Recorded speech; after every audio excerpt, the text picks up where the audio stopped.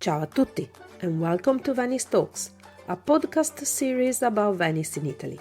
My name is Monica Cesarato and I am a Venetian food and travel blogger. I'm going to put my insider knowledge at your disposal to help you discover Venice at 360 degrees. Each week, I will be chatting to the people who really matter, the Venetian. So follow me on the discovery of its artisans, writers, fashion designers, artists, glassmakers, bloggers, and much, much more. Come to visit Venice the right and sustainable way. You can find me on my blog www.monicacesarato.com and also on all social media. Enjoy the episode. Welcome back to Venice Talks, episode number 43. Hi everybody and welcome back to Venice Talks. Today my special guest is a very dear friend, one of the pillars of Venetian cuisine, and it is Sergio Fragiacomo from the restaurant Il Bistrot De Venise. Ciao Sergio, how are you? I'm fine, thank you. Thank you to be here to enjoy our space and my time. No, thank you. First of all, I want to thank him because, of course, we're doing the interview, but I just had some amazing food here as usual, and so I feel sorry for you guys that are listening now, but I had very good food here. So you definitely got to come into this wonderful restaurant. It is actually the only one in Venice that does historic Venetian cuisine. Am I right? Correct, yes, it's true. After 20 years, no one up to now decided to follow our path, our itinerary, and it's a sign of independence from the usual and current dishes that are well presented from most of our restaurants in Venice. But we try to distinguish ourselves from the usual proposal, I would say.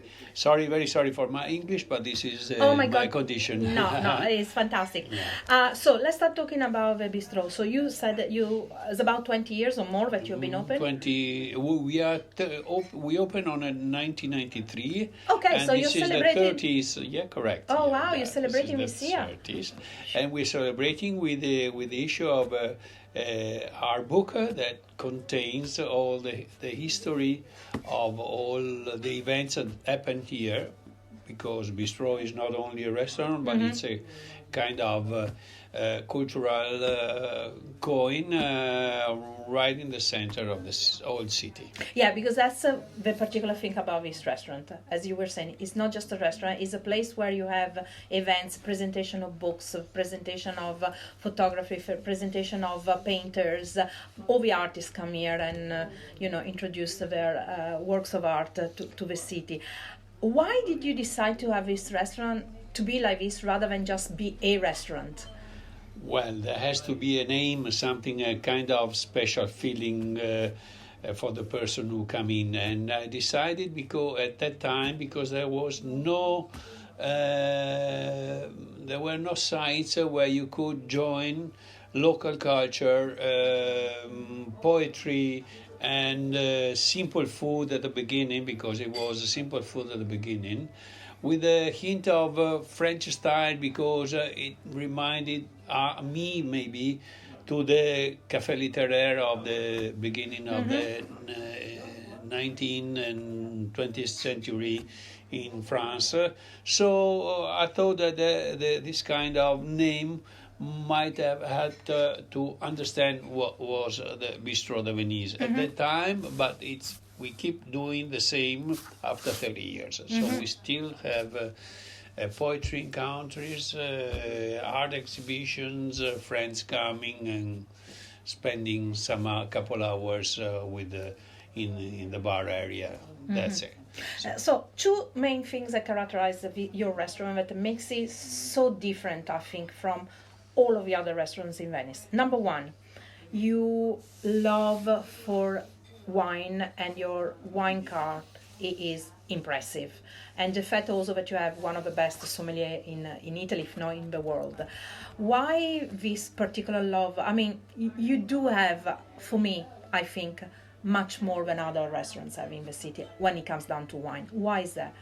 Well, we started, as I said, 30 years ago, so 1993, and for the first 7-8 years, we were well involved into a kind of community with poets, musicians, but this was a very hard work to me and to my family, and so I wanted to keep my family in a safe corner, and once I decided after 8 years to stop with the night events and restart with a kind of research on the ancient roots of the Venetian food and the ancient roots of the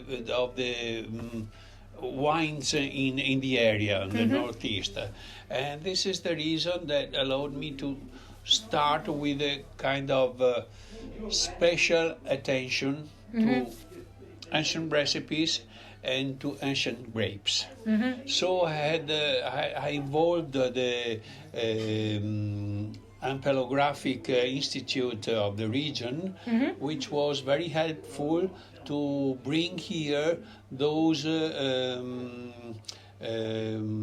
how do you say allevatori, how do you say wine producers? The vineyards and wine producers. Vineyards, that were helped by the institute to represent the old grapes that were disappearing. Oh yes. And this was the reason why I've been involved in that matter.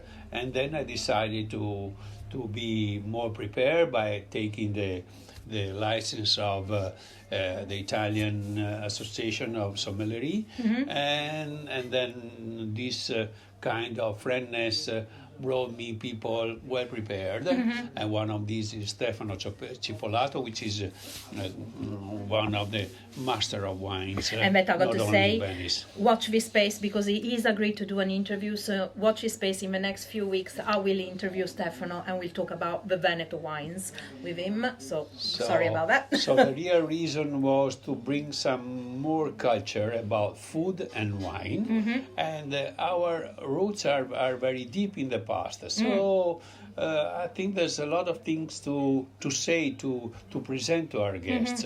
And that gives a hint of speciality, I would say, and that people normally brings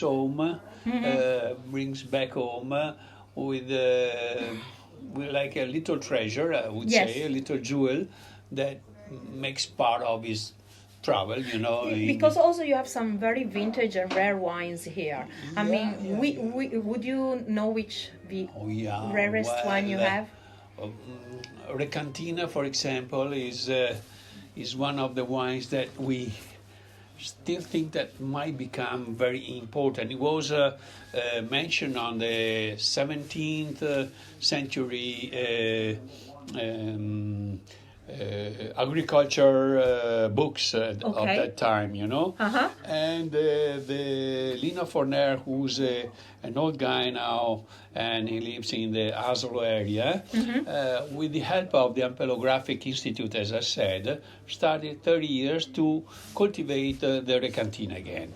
Now it's an official wine recognized by the local authority, and it's one of our medals, I would say, because we brought the wine of Lino Forner to Venice, and nobody even knew that, even knew the existence of this grape, As far as the Emilio Bulfon, which is an institution of the wine culture in the northeast region, not only Veneto but also Friuli, and we were the first that brought his wines here. The Chagrin, the Piccolit Neri, and some others that if you try to find somewhere else, you do not find it at all, because it's a kind of secret alliance, I would say, if you hope you understand what I mean. Yeah, of course, And so you will find here not only the big names, which are a must, but only the small vineyards that still doing what they aim to do with a kind of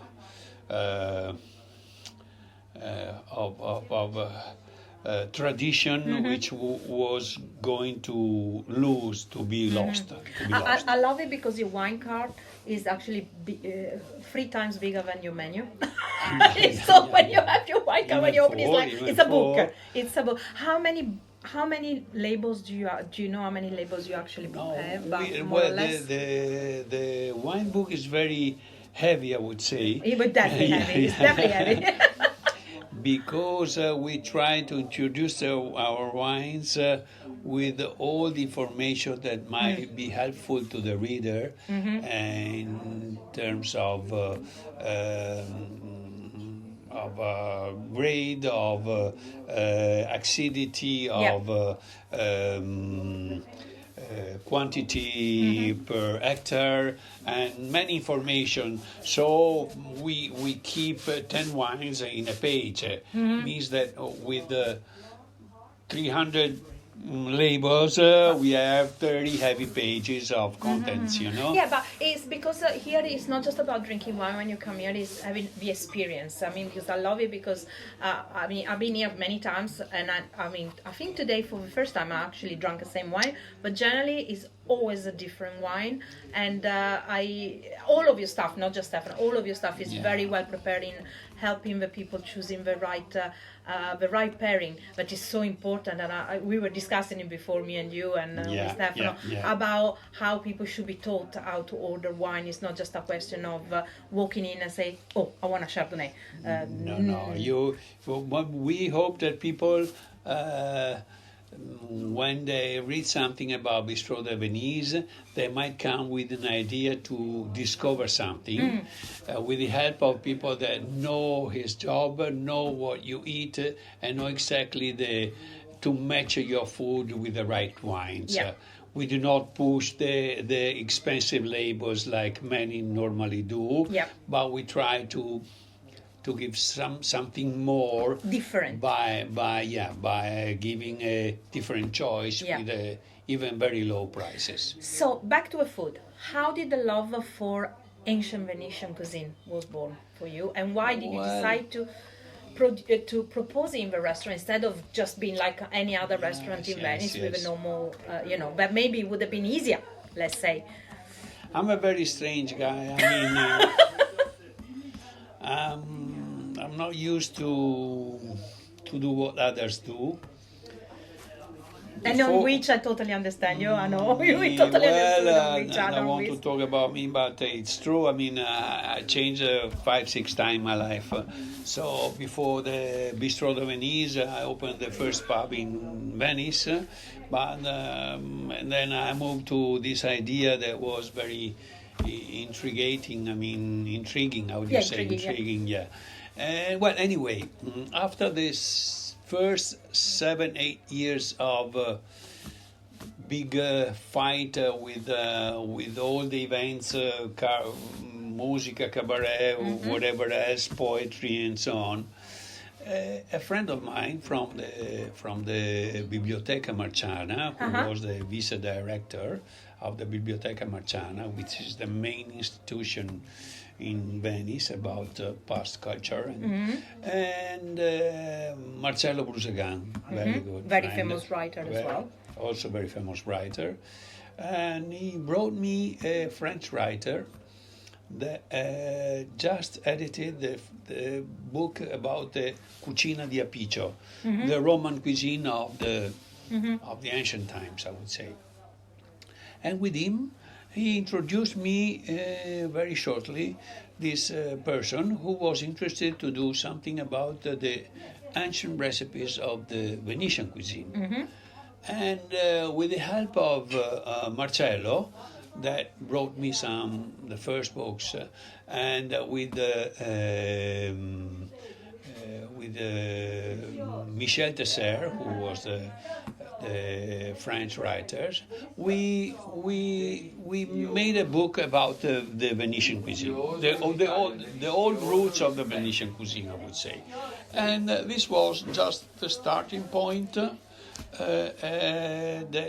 Then I've been surrounded by friends and people that knew very well how to manage these recipes, and we started by doing something very strange for Venetians, for local people, and we had we needed a long time to be recognized to do something new, because the pastimes were something different from the normal times. Yeah, also because people confuse tradition, as in something that's been done for 1 or 2 generations, with historic, that is something that goes back way many generations. And people says, oh, it's always been done that way. But not really. What do you mean? That's because your grandma did it. That doesn't mean your great-great-great-grandma did it that way. Correct, Totally. correct. I totally understand that. Yeah. But the real curiosity was that it belonged to our culture. The population that came to Venice from the Armenians, from the Jewish, from the Greeks, they left something. So I think that the Venetian, at the very end, I think that the Venetian cuisine is no more than a big mix of these cultures that still leave some traces at our time.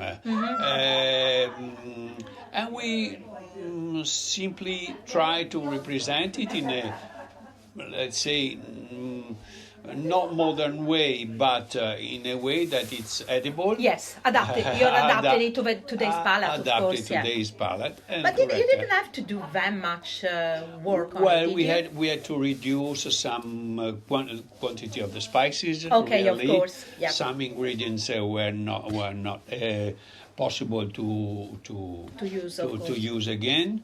And we reduced the doses essentially, and some dishes are really, I would say, as it was in the past. Some of them, not only some of them. And we have a couple of dishes that are the representation of the 14th century presentation. Also, because you base many of your recipes on the old book by Cuoco Anonimo, right? Yeah, Cuoco Anonimo normally was 135 recipes that goes back to the 14th century, end of the 14th century. But then we have Maestro Martino, then we have Bartolomeo Scappi, then we have Teofilo Folengo, then we have Tirelli, then we have up to the 18th, 19th century, you know. There's a big mix of suggestions that come from different tastes. Sweet and sour was is the base, is basically. But not only the sweet and sour, or the civira of the 14th, 15th century, then was followed by the civita in France, and many recipes of the French cuisine of the 17th century comes from Venice, I would say. Don't say nothing to the French people, because but it's true. The origin, the sugar name was discovered by the Venetians, and the French developed the patisserie, but it was us. We you know.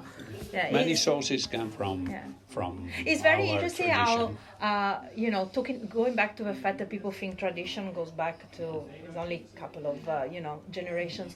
How people have got this totally wrong idea of what Venetian cuisine is actually like, because they base themselves of a, let's say, the cuisine that was born after the 60s, after the post-war. Instead, the fact that, for example, nowadays it's very rare to find in restaurants the birds and all the animals that were on the laguna. So it's mainly fish.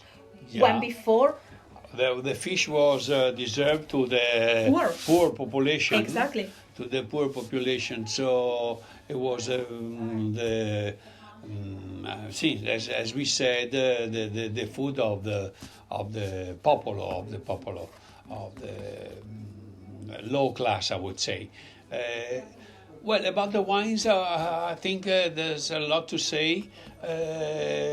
Sometimes we hope to have all the time to introduce some particular wines. In the past, the quality of the wines was based on the acidity, and the acidity now is not what people like so much. But it's true that the acidity of the past is now has been brought to a acceptable level, and so you feel something that belongs to the past, but you can drink a glass of wine with pleasure. It's very interesting. So many people don't actually realize how Venice had the wine trade monopoly. Oh yeah, It wasn't just the spices and it wasn't just the silk, but we had the wine. Total control. Course, the Malvasia, the Istrian wines, the Candia, the sweet wines, and well, there is a long tradition. And in the past, in Venice, the wine was mixed with water in a kind of three levels of quality, the very poor one with a lot of water, the others was also big fines for people for osteria, that were used to how do you say, to make the fake wine? To mix them, too much water. I remember years ago I went to do a tour on the Arsenale. And the guy was telling us that they recently found some papers where they were in the Arsenale, where they actually declared there was a list of things, and where they were saying how many barrels of water and wine per day was given to the women and children. Oh yeah. Not the workers, the family, as the women and children. I wondered, okay, right, because that's the only way that you could drink water in those days. Otherwise, it was it could be contaminated. Means that we grew with the wines instead of the milk. Yeah, I always say that if they take out blood of me, wines come out rather than thing. Okay, so what is actually of all the dishes that you cooked all through these years and that you research and stuff, which one is the one that is the dearest to you, the one that you're more the dish that for you is the one that you like the most? We kept doing the ravioli with herbs, but I got to say, spices. They are probably some of they are like ravioli. They are probably the most delicate I've ever had in my entire life. Yeah, it's they are at the same time very close to the original recipe, and with a hint of the past times due to the spices, but it's very simple, I would say, but real. I mean, there's also the sweet and sour with the sardines more than the scampis, or whatever else. But like back in the old days, the scampi used to have a curry as well, didn't it? Yes, so you did that. I remember having it here, and it was beautiful. Because the first recipe about the sardines in saor goes back to an old Poco Anonimo with the title of the recipe, which is Cisame de Pese. And Cisame de Pese means in a dialect and then traduced in Italian, pezzi di pesce is pieces of fish with the onions and the vinegar and the dry grapes and almonds instead of pine nuts. And spices which are not used anymore. Okay. On the current. So let's explain, for people who don't, I know why. How come in Venice there was this decline in using spices, and have you noticed in the last 10 years instead a rebirth of the spices in Venetian cuisine, not just in your restaurant, in general? Yes. Well, I hope that the reintroduction of spices is partially, I hope, I'm not sure, due to our work. because I noticed that some restaurants are trying to reintroduce it, and it's very reasonable, very logical. I mean, these are our roots. I mean, why not? Maybe it's without exceeding too much. Not have levels of Venetian used to use them, but but this is what we can say that belong to our culture, and they talk me about the fusion and the new waves and the pasta nouvelle cuisine, which hopefully is pasta, but let's say that we are looking for a little drop of culture of the pastimes, simplicity and fragrance of our dishes. So how come the spices went out of use in Venice? Well, when the decadence of the city, when the discovery of the itineraries, not only America but also the itineraries through the Cape Town. The Dutch and the English moved all the spices up to north of Europe, and then 16th century, 17th century. This is the end of the story of the big commerce, I would say. Yeah, and the population. Well, with the end of the Serenissima, there's a dark time. So it's a dark time, but a window will be open at that time. The stockfish, the bacala. Oh, yes. The bacala. And the bacala was well known in the 16th century, coming from north, but from south through the Sicily and regions where they still are used to eat bacala, stockfish, and it was very cheap, preserved.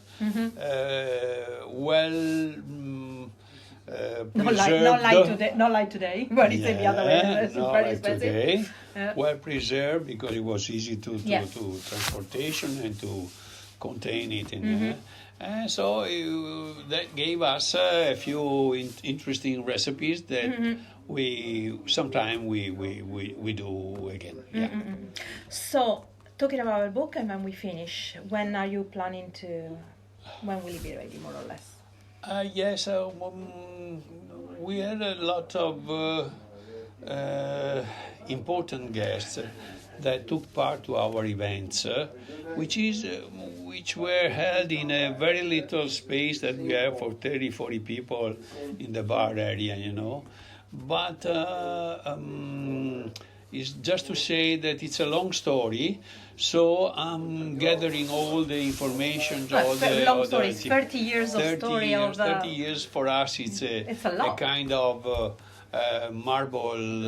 Also because there was one stage you were having events like monthly, we had even more than 1,200 events. Oh my God! Yes, so between pictures, testimonials, history and stuff, it's gonna be like an encyclopedia. It's a good memory and recipes for as well. me, as recipes as well.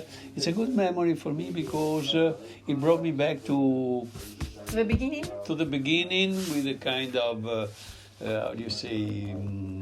Well, it's a great achievement, isn't it, as well, to be able to say 30 years on, I can put on paper what was done. And it's important as well for the history of Venice, because Venetians were very good at recording things. The archives of Venice are full of food lists. Well, but essentially it belonged to the Venetian population, to all those people that contribute to organize these events, and because I was just the right place to do, but there you was also, people. In a way, you are keeping a record of what happened in those 30 years. Yes. Every year there was a program, a printed program, and so that helped me a lot. Yeah, And but that's very important also, I think, for a city, because is we got records of what happened years and years and years ago. But the last 30 years, I think everything is online and stuff. Yeah, but actually, a book where he actually we just fix the time. You know, it's I think it's a great idea. All those people that decided to cooperate with us are very happy to know that it will come out within, I guess, 4 or 5 months, the beginning of the 24th. But it takes time. It's better. It's good. Many poets. Loads of photos as well. Yeah, a lot of photos. Many poets. Many of them died already. We had Jack Hirschman, for example. 10 years ago.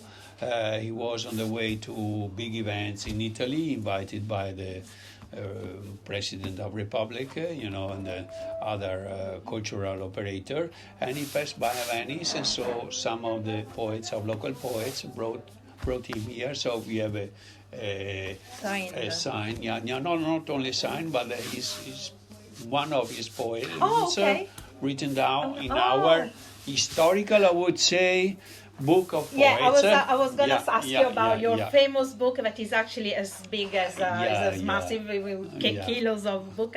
But that's your historic book that is always beautiful to see. I'm very proud of that. So, okay, we are coming to an end, right? So, first of all, if you want to come to Bistrot De Venise, very easy to find because it's literally less than 5 minutes walk from St. Mark's Square. So, it's a fantastic location in Calle dei Fabbri, very easy, recognizable. You have a beautiful location both inside and outside, and I got to say, it is the interiors, guys, when you walk in, is amazing. They can find you on all social medias as Bistrot De Venise, as Facebook, Instagram, and you got a website. You also offer lodgings if people need to. A little bit. They can just get in touch. And what can I say, guys? If you want to, definitely booking, because it's impossible to get a table here, and I can confirm because it's always full. And Sergio, what can I say? It's thank you so much. Thank you so much for lunch, because it was as usual fantastic.